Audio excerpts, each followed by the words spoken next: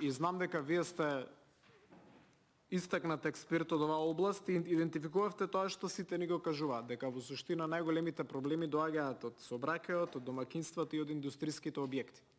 Сега ќе надевам дека ќе стимулирате токму за амандманите кои што се во насока на повеќе за превенирање на загадувањето од сообраќајот, повеќе за превенирање на загадувањето од домаќинствата и повеќе за превенирање на загадувањето од индустриските објекти да биде поддржани од вашите колеги пратеници. Повторно ќе кажам, надпартискиот трудот, успехот ќе биде надпартиски.